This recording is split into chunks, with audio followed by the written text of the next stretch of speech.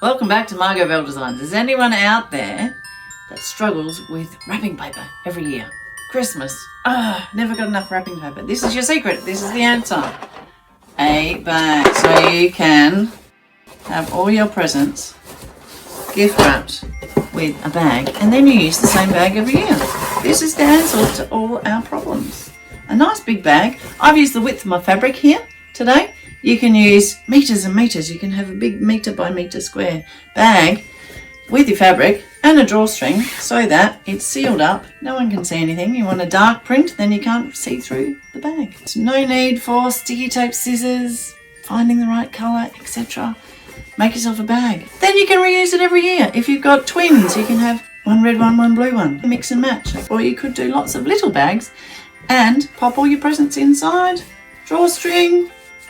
Perfect. We can leave them out for Santa so that he can bring us more presents next year. We can have different prints, different size, and it all works. Reuse it every year. We're recycling. We're saving the planet. Let's do it. We have a 50 centimetre long piece of fabric.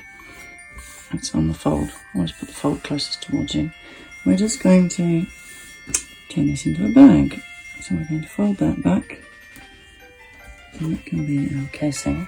And we're going to cut off 4 centimetre bind on the side. Ideally it should be on the bias, but today we're just going to utilise what fabric we have so that we can have one bag in print and one bag in this print. Okay, so we're going to cut off 4 centimetres on each side, 4 centimetres on this one, and have a tie for this pattern on this bag and tie for that pattern on that bag. Let's chop it. Mark in your binding width 4 centimetres wide with a pen or with chalk. One thing you can do is lay up 2 layers, cut it at the same time. Just make sure your edge is really straight along here. You can cut one line, cut it both together. First we're going to sew our binds. We're going to make them as long as possible because we're breaking the width of the fabric. Centimetre over, fold them over again. Now we could be really tricky and not neaten the edge and just use our selvage.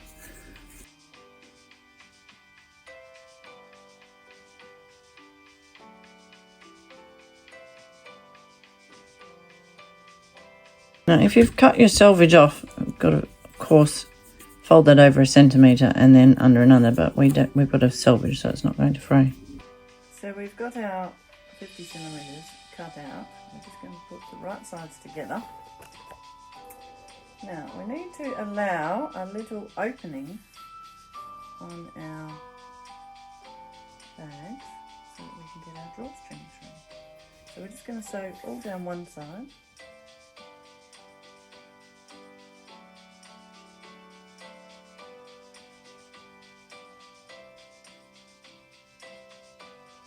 So we've stitched for a back tag of 1 centimetre, and we've got probably a good 2 centimetre gap, and then we start back tack again and stitch all the way along. So on the side with our gap, I'm just going to leave that, stitch all the way down the other one. That's straight stitching. You can overlock here or you can zigzag. I'm just leave that little tail. You can pull it, it's not going to fray.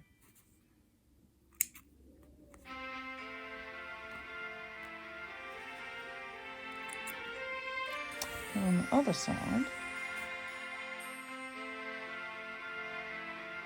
and we're going to go off before our back tack. So probably about here. So we've steered off. There's the end of our back tack. We're just coming up so that we can still have an opening. Because that, we can still have an opening here because we need that opening to put our bind through. When you're overlocking on a garment, I've gone up, down one side and then up the other side so that my overlocking is neat on one side, and that will be the front of my garment. Don't leave it that way.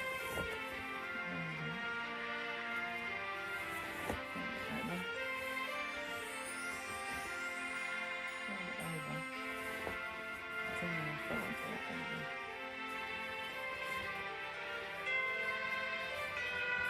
fold over and the casing around the top. So where we have our little opening here, this might come down somewhere below that and just give it a snip so that we can actually open that up. And then if that sits open, it's a lot easier to get our line through our opening there. So we could lock this edge, but we don't need to. We've got the sole edge. We could fold it under if you wanted to, but we don't need to. It's on the inside.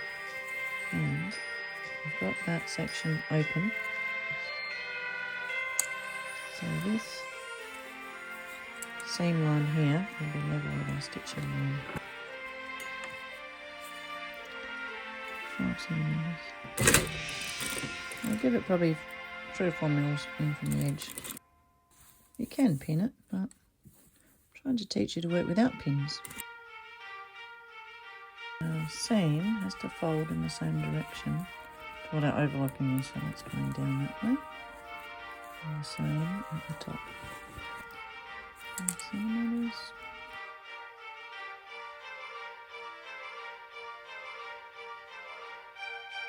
And back to our beginning. And go over the same line. Beautiful. So this is our little opening.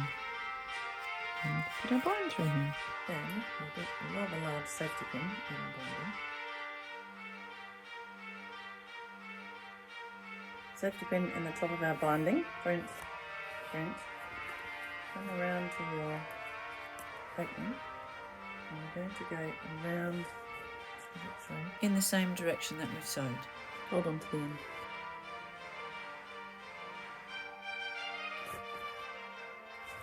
And we're going to the end.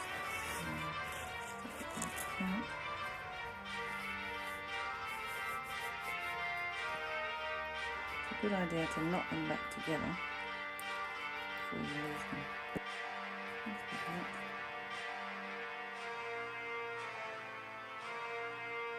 Now the reason that we're threading our drawstring in the same direction, see, it's going against our seam is pointing in that direction.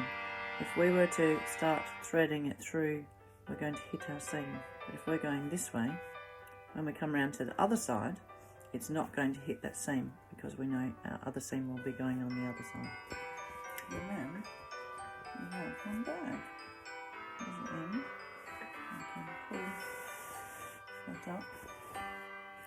Now with our bags, you'll notice that my binding is just a little bit longer when it's out flat than the size of my bag. Always measure it and make sure that it is a little bit longer, otherwise it's going to be gathered in and you're not going to be able to open your bag as full as possible. And enough for a knot and a tail. Okay, you can just drawstring it in, gather it in, and I have 2 bags. Let's press them in.